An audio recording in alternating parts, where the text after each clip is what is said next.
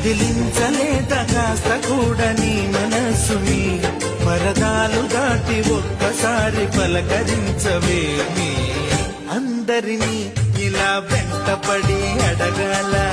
సరదాగా నువ్వే ఎదురైతే సరిపోదా నిద్రపోతున్న రాత్రి నడిగా గుడికి చేరిన గువ్వల నడిగా